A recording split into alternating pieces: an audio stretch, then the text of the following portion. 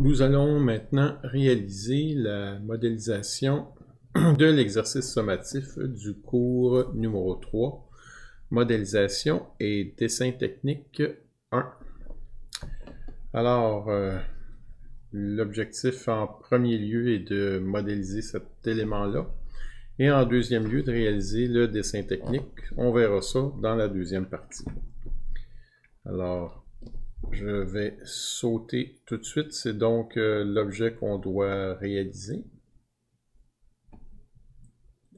On va enlever le titre ici. Pour ce faire, on va s'aider des cotes qu'on obtient dans le livre de dessin technique, page 226, figure 748. Et si vous n'avez pas le livre avec vous, eh bien, j'ai fait une reproduction ici même. Alors, ça, c'est bien. Et je vais commencer immédiatement. Je vais juste, moi, me placer le dessin plus confortablement. Je peux donc commencer. Alors, on va fermer cette page-là de SolidWorks. J'ai réalisé. On va le refaire. Je ne vais pas enregistrer cet élément-là. On va faire nouveau. On constate que les dimensions sont en millimètres. Alors, je sélectionne et je vais commencer par le plan de face. Pour mon dessin, je vais cacher les plans, majuscule P. Et la première chose à faire, c'est de se faire une ligne d'axe parce qu'on va utiliser un volume de révolution. Donc, on met cette première ligne-là pour la construction. Voilà, c'est fait. Ensuite, on regarde le profil, puis on dessine à peu près proportionnellement les éléments. Tiens, je vais plutôt mettre la ligne par en bas, et puis on va y aller maintenant. Donc, on a une forme qui ressemble à ceci. Comme ça, le premier petit rayon dans le coin, je ne le mettrai pas, mais le deuxième, je vais le mettre. Et vous allez constater, c'est un rayon de 6 qui part perpendiculairement. Alors, la technique habituelle, je demeure sur les lignes, je m'en vais sous mon point et je ressors perpendiculairement. Notez les deux angles, l'angle droit qui me permet de savoir que je suis bien à 90 degrés dans l'autre sens. Je continue mon chemin. Et puis, c'était pas important, s'il était écrit 3, on va ajuster les dimensions à la fin. Et puis, je viens fermer comme ceci. Une fois que c'est fait, que j'ai à peu près mes mesures, ben, je commence à mettre des dimensions. Peut-être on va commencer avec la dimension hors tout, le 146. Alors, je clique et vous allez noter, si je reste à l'intérieur de la ligne de construction, la ligne d'axe, ça me donne le rayon. Si je m'en vais à l'extérieur, ça me donne le diamètre. Et ici, c'est le diamètre qu'on cherche. 146. Oh, j'ai fait une erreur ici. On va annuler. On va complètement annuler puis le refaire. Donc, je vais cliquer parce que c'était le diamètre que je voulais obtenir, 146. Bon, et heureusement, puisque j'ai éteint la cote, il a tout recadré aux bonnes dimensions. Alors, on a 97 de hauteur ici. Ensuite, on a par en bas 60. Voilà. On peut peut-être mettre maintenant le rayon de 6. Et vous allez noter la distance ici. Si je la mets, il va rendre la cote pilotée. C'est bon signe, ça sous-entend qu'ici on est bien à 90 degrés. Alors, je vais laisser cette cote pilotée-là et je vais la laisser parce que c'est une cote que je vais importer à la fin. On va aller chercher maintenant le diamètre extérieur. Vous allez noter, peut-être un petit peu difficile à voir, là, le tube qui est ici est aligné avec celui-là. Donc, c'est 73. Alors, je sélectionne les deux, je m'en vais de ce côté-là et je fais 73.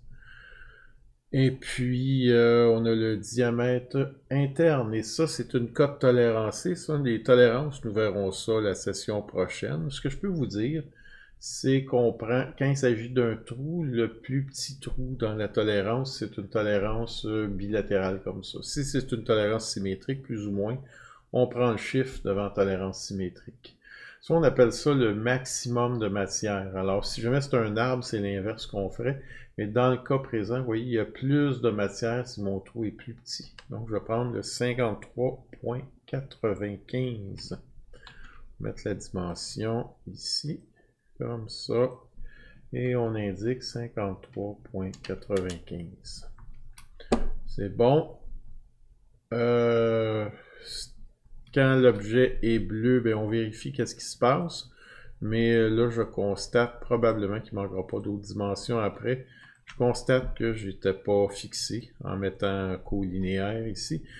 Tout mon contour est noir, à l'exception du chiffre 6. Vous voyez, c'est un rayon qui est indiqué, 51. Je montre, je ne sais pas si on le voit bien, là. Ah, ici, 51. Mais dans le dessin technique, est-ce qu'on va vouloir 51? Ici, à cause de la vue axonométrique, c'était peut-être plus difficile. En fait, probablement que c'est plutôt un diamètre qu'on voudrait. Donc, on va aller chercher le diamètre, et puis on n'a pas besoin de faire de calcul mental, on a juste à faire 51 fois 2, ce qui fait évidemment 102. Là, cette fois, tout est noir. Alors, je peux procéder au volume de révolution. Je m'en vais dans Fonction et je sélectionne base, bossage, pivoter. Et c'est fait. Il nous reste à venir percer de deux façons différentes. Donc, de face, enlever le rectangle. On va faire ça tout de suite. On va demander de dessiner un rectangle là-dessus. Je vais juste sélectionner la face et demander un rectangle. Je peux me placer normal. Pour ça, le raccourci clavier, CTRL 8 ou CTRL majuscule N, à votre convenance. On peut rentrer les mesures. On a verticalement 21 et horizontalement 25. Vous allez noter sur le dessin, ces dessins-là, on met des cotes, donc ça impose un calcul, mais nous, sur les dessins techniques, pas question d'imposer des calculs. Alors, on pourrait facilement demander de centrer la ligne sur le plan, puis sélectionner point milieu. Ne faites pas ça. À la place, vous allez mettre une cote, comme ça, celui qui va vérifier la pièce ou la fabriquer, ben, n'aura pas à faire de calcul mental. Alors, on fait 25 divisé par 2. Nous, la machine calcule pour nous. Et c'est fait. Alors, cette fois-là, l'enlèvement de matière, majuscule X, ça va être à travers tous les deux. Comme ceci. C'est fait. Il y aurait différentes façons de faire l'enlèvement de matière sur le dessus. Je vais vous en proposer une. On aurait pu, une fois que l'esquisse est transformée, utiliser les décalages. Je sais que c'est décalé de 19, mais dans le cas présent, je vais préférer... on le réutilisera, décalage, ne vous inquiétez pas. Dans le cas présent, on va plutôt tout redessiner. Je vais me mettre normal, ça va être plus facile. On va placer les lignes verticales maintenant. C'est bon, puis une autre. C'est fait. Ensuite, ben, je vais le remettre normal. Il s'agit de suivre les dimensions qui sont indiquées. Donc ici, c'est 44. Même chose, pas de calcul en dessin technique, je rajoute la cote milieu. Ici, c'est 44 divisé par 2, bien évidemment, c'est 22. Là. Et on a un diamètre de 127. Et ici, 127. Et puis, le diamètre interne qui est 73. 73. C'est fait. Tout est noir, donc tout ce qui me reste à faire, c'est de nettoyer tout ça. Alors, je prends la commande habituelle là, et ajuster les entités. Et j'enlève ce que j'ai pas de besoin. Comme ceci. Oh, j'en ai oublié un. Oh, et j'ai oublié à l'interne ici et là. Cette fois, c'est bon. Observez bien comment je vais enlever la matière. Alors, le raccourci, c'est majuscule X là, pour cette fonction ici, enlèvement de matière. Alors, majuscule X, et là, c'est un petit peu différent de ce qu'on fait habituellement. On va faire translater par rapport à la surface. On va sélectionner la face de dessous et on va mettre le chiffre 9 parce que c'est ça qui est indiqué sur le dessin. De cette façon-là, quand on va importer les cotes, on va respecter cette information-là. C'est bien fait. Maintenant, on va ajouter les rayons. Vous allez noter, les rayons sont... je cherche ma souris. C'est un instant. Okay. Puis ici. Voilà, excusez. Donc, les rayons, vous allez noter ici dans les coins, c'est 6 et tous les autres, c'est 3. À l'exception du 6 aussi qui était là, qu'on a déjà fait. Donc, j'y vais. Je sélectionne les rayons. J'indique 6. Et puis, je ramasse chacun des 4 coins qui sont là. C'est fait. Et les prochains rayons, c'est 3. Alors, je sélectionne là-dessus. Cette fois, je change pour le chiffre 3. Et puis, j'ajoute les coins manquants ici. J'ai sélectionné les fonds. C'est beaucoup plus rapide. Je n'ai pas besoin de faire les contours. Et puis, ici. Et là, on essaye de toutes les faire. Comme ça limite l'information sur l'arbre. Il y a moins de... L'information est mieux distribuée. Et si vous en oubliez une, comme par exemple, si j'oublie de faire le coin qui est ici, on va l'oublier intentionnellement. Voilà, puis que je me rends compte après coup que j'aurais dû l'ajouter, mais c'est pas compliqué. Vous n'avez qu'à redemander à éditer la fonction, et puis vous l'ajoutez par après, tout simplement. Comme ça demeure sur l'arbre plus simple. On a presque fini notre modélisation. Il nous reste à faire 2 trous d'un diamètre de 9 sur une profondeur de 9. Et puis, observez le rayon ici, R43. C'est ce qu'on appelle un cercle de boulonnage. Je ne suis pas sûr habituellement si on ne met pas plutôt un diamètre. Moi, je vais préférer un diamètre. Alors, pour les trous, comment on procède?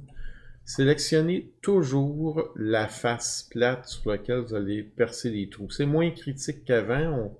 Le logiciel est amélioré à cet effet-là, mais c'est beaucoup plus simple de procéder comme ça. Une fois que la surface est sélectionnée, cliquez sur « Assistant pour le perçage ». Soyez attentif, ça ne tombera pas au bon réglage du premier coup. Moi, c'est parce que je viens de me pratiquer, là, mais on sélectionne « Perçage ». Ensuite, probablement qu'il va être réglé à un SI inch. Choisissez ANSI métrique. Ensuite, vous choisissez taille de perçage, très important. Et puis, le diamètre, on va aller le chercher, il s'en vient. 9 mm. C'est fait. Notre trou borgne, 9 mm. Et puis, vous prenez profondeur jusqu'à l'épaule. C'est ce qui est standard. Il est possible que fraisage va être cliqué. Vous le décliquez. Ici, on veut un trou ordinaire. Et puis, une fois qu'on a fait ça, on va à position, puis on vient cliquer un trou, 2 trous. Une fois que c'est fait, vous pouvez maintenant dessiner un cercle. Alors, j'ai juste sélectionné un cercle dans les esquisses. J'ajoute cela. Le diamètre, c'est 43 x 2. C'est fait. Et puis, on donne des propriétés géométriques au trou. Par exemple, je sélectionne les deux centres des trous, mon origine, et puis je sélectionne verticale dans le cas présent. L'orientation qui va nous suggérer, c'est celle qui est la plus près. Et puis finalement, mes trous, je vais les mettre tout simplement coïncidents au cercle de boulonnage. J'en prends un, j'en prends deux. Habituellement, on va dessiner côté à partir de cercle de boulonnage quand il y a plus que 2 trous. Mais là, on va le faire pour 2. Alors, je vais accepter et cette fois, j'ai terminé. On vérifie bien le dessin. S'assure, on fait le tour avant de le remettre et puis ben, en fait on va faire le dessin technique avec au prochain coup. Vérifie, voyez nos trous là, ont bien une belle cuvette, là, ça va être pénalisé. Là. Ceux qui n'auront pas fait les trous de cette façon-là, ben oui, vous allez perdre quelques points.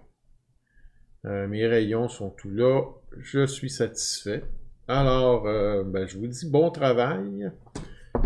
Essayez de bien réaliser cette partie-là et on se revoit pour le dessin technique. Merci beaucoup.